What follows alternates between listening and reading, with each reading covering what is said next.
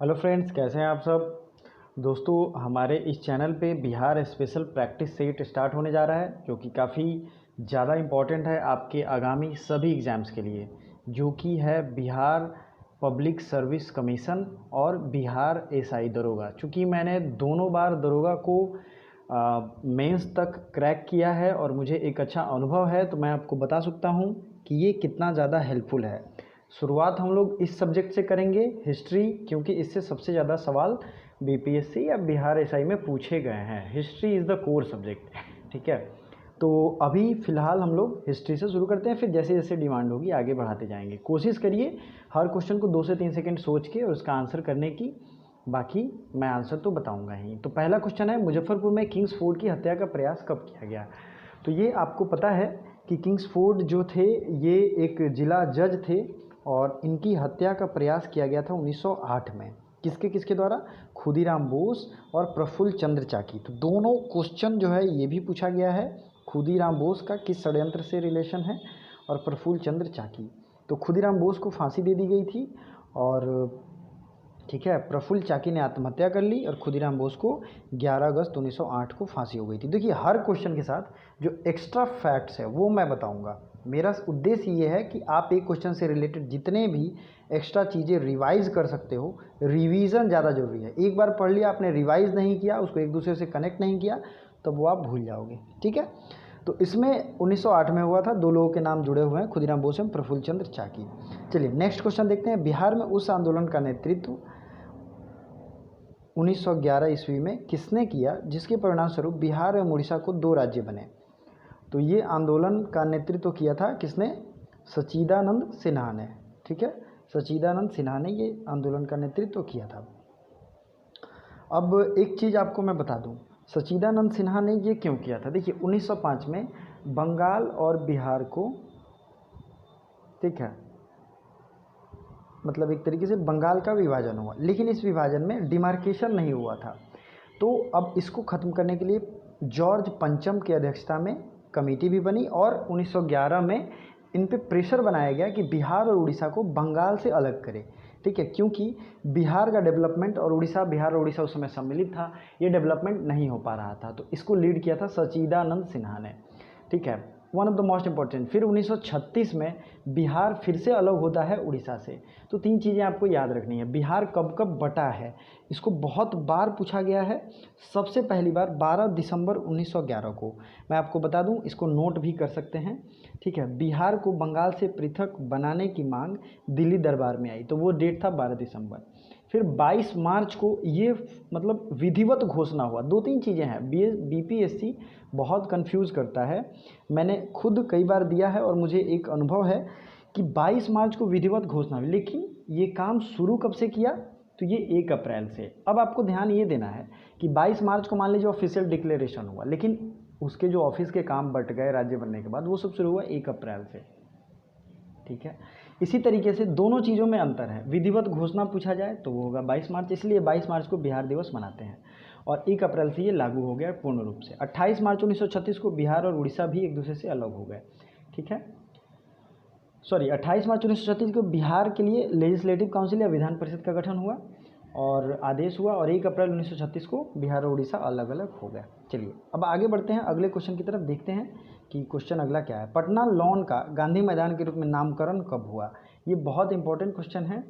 तो पटना लॉन जो है, इसका जो है राइट आंसर क्या होगा, ऑप्शन देख सकते हैं, चंपारण सत्याग्रह और भी हैं भारत छोड़ो, भारत के स्वतंत्रता के अवसर पे। तो बताइए राइट आंसर क्या है। तो ये है सी, भारत छोड़ो आंदोलन के क्रम में, ठीक है। सॉरी, पटना लॉन का गांधी मैदान के रूप में नामकरण कब किया गया, तो ये किया गया है चंपारण सत्याग्रह के क्रम में, ठीक है।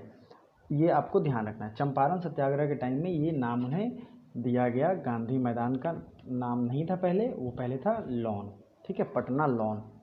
अब गांधी मैदान आपने देखा भी होगा। किस क्षेत्र में राहुल सांकृत्यायन 1922 के असहयोग आंदोलन में सक्रिय थे। राहुल सांकृत्यायन एक बहुत अच्छे साहित्यकार हैं और इनकी रचनाओं से भी साहित्य में सवाल पूछे गए हैं। तो ये राहुल सांकृत्यायन ये किससे फेमस थे बताइए ज़रा। छपरा, छपरा का नाम आपने सुना होगा। तो ऑप्शन कौन सा सही होगा, ये है छपरा 5। अगला है चंपारण नील आंदोलन के राष्ट्रीय नेता कौन थे? तो ये तो आपको पता ही होगा, ये महात्मा गांधी थे। ठीक है, ये राष्ट्रीय नेता थे। और एक तरीके से मैं कहूँ तो महात्मा गांधी को राष्ट्रीय पहचान इस आंदोलन के बाद उनकी वेशभूषा भी बदल गई और बहुत कुछ बदल गया।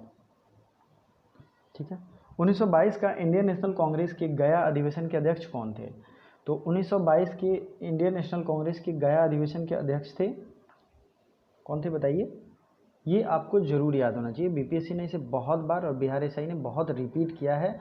ठीक है, तो ये थे 1922 के इंडियन नेशनल कांग्रेस के अधिवेशन किसने किया था बताइए? देखते हैं कितने लोगों को ये याद है। तो ऑप्शन कौन सा राइट होगा? ये होगा चित्तरंजन दास। ठीक है, CR दास इनका नाम था, CR दास। चलिए अगला क्वेश्चन है, हजारीबाग में बिहारी स्टूडेंट्स फेडरेशन का 16वां अधिवेशन ये कहाँ हुआ था? और ये 53वीं से 55वीं 2011 में ये सवाल आया हुआ है। हालांकि इसमें जितने भी क्वेश्चन है सब आया हुआ है एग्जाम में, तो आपको ये परेशान नहीं होना है। तो इसका राइट आंसर क्या होगा? ए 1921। हजारीबाग में बिहारी स्टूडेंट्स का फेडरेशन का 16वां अधिवेशन हुआ था, क्योंकि ये इसलिए इंपॉर्टेंट है कि राजेंद्र प्रसाद से रिलेटेड है। गांधी जी ने भारत में पहली बार सत्याग्रह आंदोलन कहाँ शुरू किया? तो आपको ये तो पता होगा, ये है चंपारण में शुरू किया।